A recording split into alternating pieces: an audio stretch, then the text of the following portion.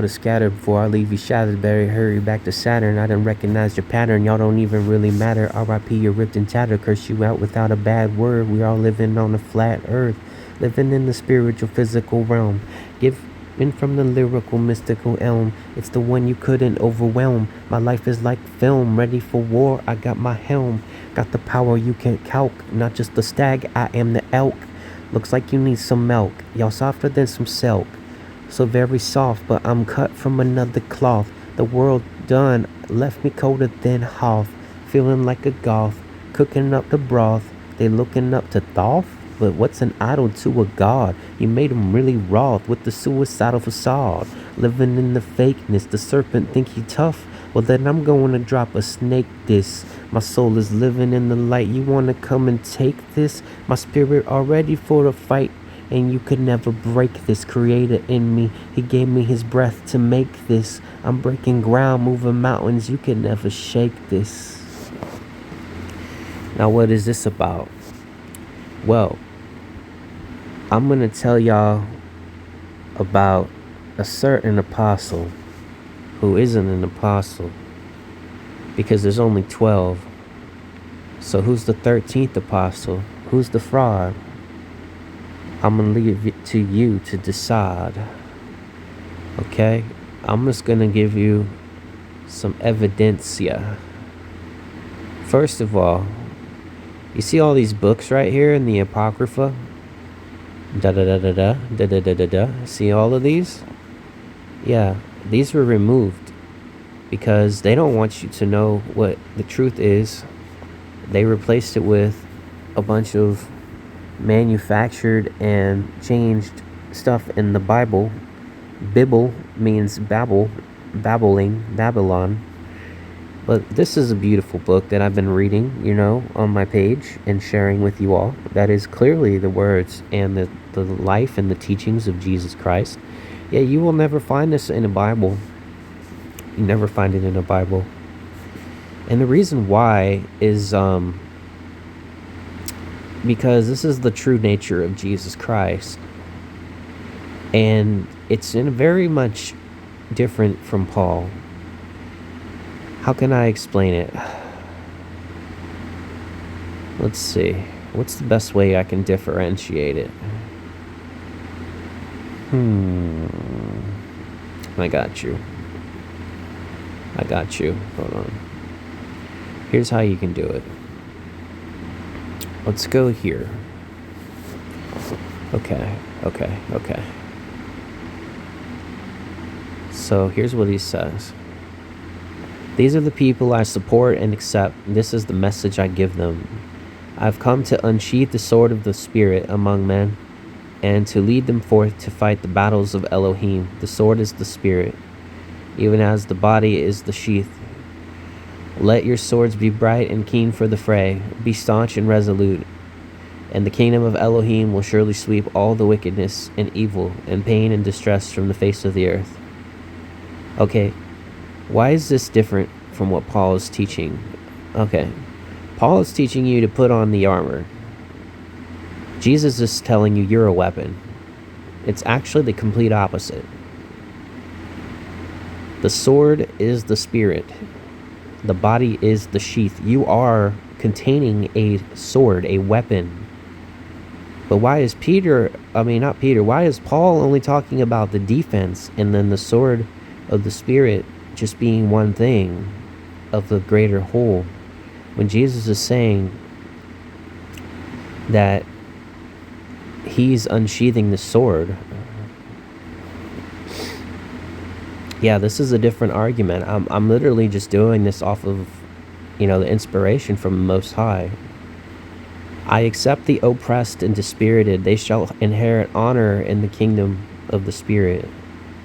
I accept those who grieve, for they should not be without a comforter. Let the words of Yahweh be an unquenchable light within you. That is what it is written. It will shorten your days of sorrow. I accept the disinherited. They shall inherit the earth. The disinherited shall be joyful and bountiful in peace. Okay.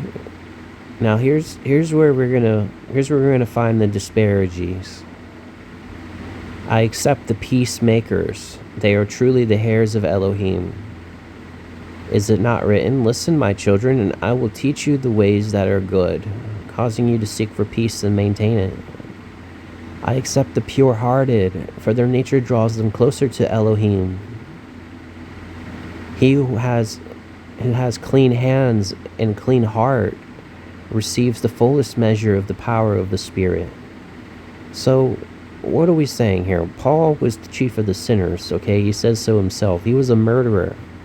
That's why I don't accept his vision or his teachings, because they're not the same as Jesus Christ.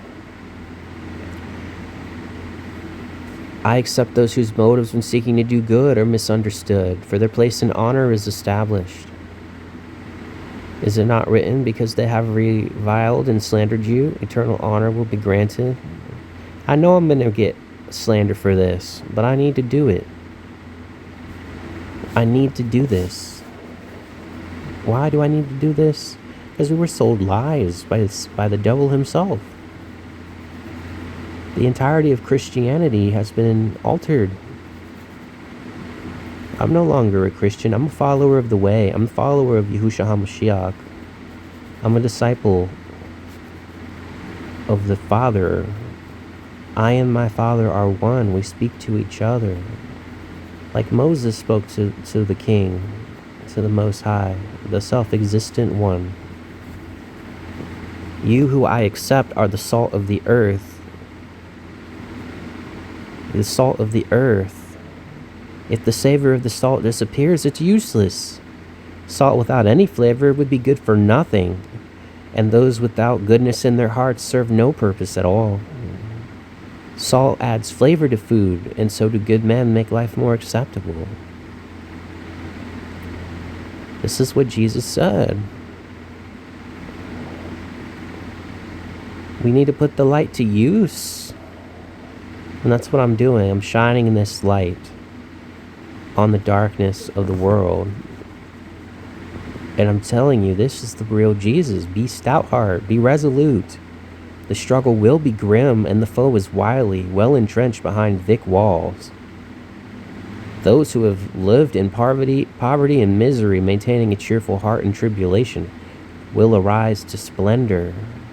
Those who are broken, serving the cause of the Most High, will receive a mantle of splendor. And those whose proper desires remain unfulfilled on earth will find fulfillment in heaven. Those who have cheerily borne affliction or deformity will radiate strength. And those who die for the cause of justice and peace will inherit life and splendor. This is the good news, bro. This is the good news that they tried to hide from you and sell you a fake thing. He even says, I reject those who oppose the kingdom of Elohim. I herald a reborn world, even as I was heralded. But while such as these encumber the earth, it will not be reborn. I assure you of this, unless the world be reborn, it cannot know the kingdom of Elohim. The upheaval of the labor pains will be great, and though many will say, speed up the day with their lips, and their hearts they will be saying, the cost is too great, spare the coming. By their fruits shall they be known, by their deeds shall they be judged. I reject the rich who live with their riches, or those who live beyond the bounds of moderation, for they shall be humbled in the outer darkness. Is it not written, those in houses of comfort, where they sit at ease, listening to instruments of music and sleep on soft beds of ivory, shall not survive? Well, isn't that everybody here? It's interesting, right? Everyone here is kind of doing the same thing. I reject those who gorge themselves on refinements of foods while others hunger. They shall hunger in the kingdom of the Spirit. They who serve Yahweh will be filled, but those who do not will want. I reject those who scorn the way of wisdom, seeking the vain pleasures which dull the spirit. They shall be sorrowful in their proper place. You can't be scorning the wisdom or the people who speak it and accusing them. It's going to lead you to a place of darkness when you shun those who are sharing the wisdom of the Most High. I reject the arrogant and the selfish who are mainly concerned with themselves. They will be friendless in their place. The things, is it not written, the things of built with false pride and selfishness will be broken? I reject the liars and deceivers. I reject those who encourage ignorance. I reject fornicators and adulterers. I reject those who in any way cause needless suffering. They shall go to a place of pain. And I reject the hypocrites and self-deceivers. And woe to all who hear my words but twist their meaning to suit their own convenience. You understand? If a man says he says he's with me but does not abide by my teachings, then he is a hypocrite. And if he says, but I live in circumstances where this doesn't apply to me, he's a liar. Do you not understand? You're either with him or against him. And those who oppose the birthright that we're supposed to have, the incorruptible splendor, he says, I reject those people. You need to turn your faces against them. He says, anyone who disputes the claim of incorruptible splendor, he's against them, and so am I, you see? He that is near me is close to a blazing fire, and he may get burned. But he who withdraws from the heat withdraws from heaven. Some have said the yoke of the Torah, it sits heavy on our shoulders. But I tell you, I come not to lighten, but to magnify the responsibility. Right? The Torah has not been done away with. Not one bit. In fact, it's been clarified, and even more so, there's no excuse for your wickedness. We have to repent and follow the true Christ, not the made up, not the false Christ. Now you may say, how? How can you possibly tell me Paul is false? How could you possibly tell me that Paul is a liar? My Bible is full of these scriptures.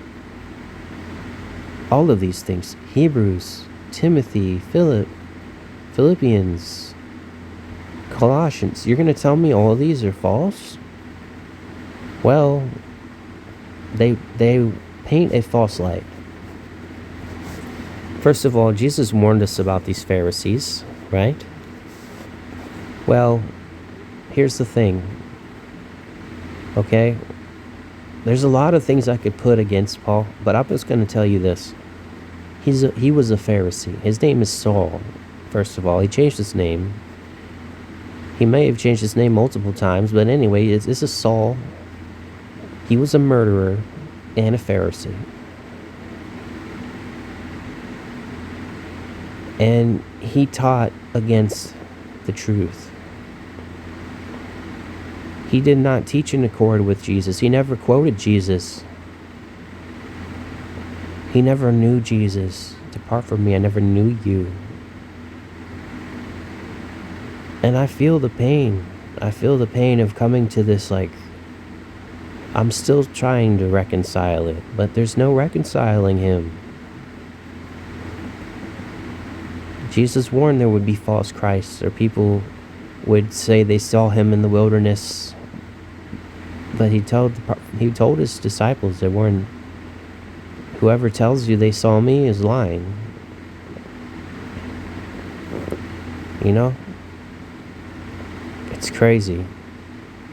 It's crazy because he sounds so convincing, you know? And I've been through this with people, especially women, they can't let go of it for some reason.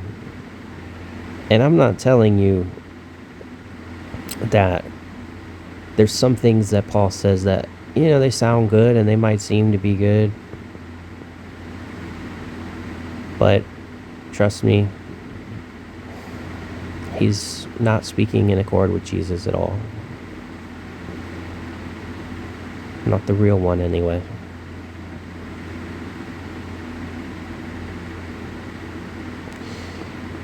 It's sad, you know?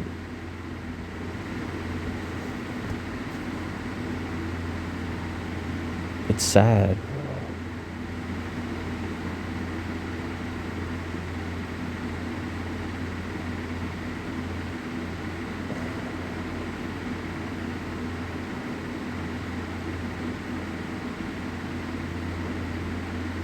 I mean, listen to this. Look at what he's saying.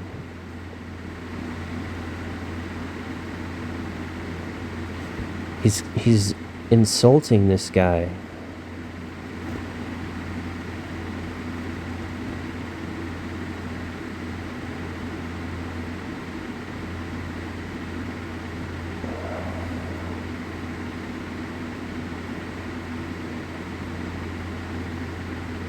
Listen, I am a Pharisee.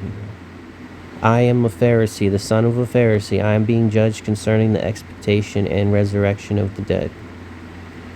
He's telling you he's a Pharisee.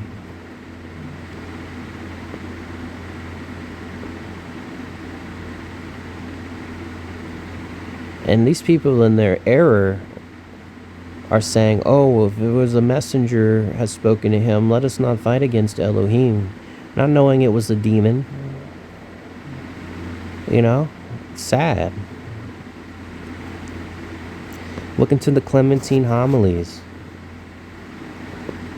You know, there's so much you can look into, but the powers that shouldn't be, but are, because we foolishly elected them and gave them that authority. Or they stole it. Pirates are going to tell you to avoid these, you know, such things. Avoid such books. You know, only the 66. Only these 66 books, but tell me this wasn't manipulated, you know? You can't tell me these weren't manipulated and put into the favor of a false doctrine. Specifically these. The funny thing is they left James in. There was a certain person who was trying to fight to get rid of this particular passage, because simplicity is, you know, faith. You're not saved. You're not just saved by grace through faith, but you have to do works. See? A man is declared right by works and not by belief alone. There you go. This is where they've led everyone astray, is by telling you all you have to do is accept the sacrifice and, you know, then you're saved. It's not how it works. Be righteous. Have to be righteous. Live righteously. Seek the truth. We worship the Most High in truth, in spirit and truth. That's simple.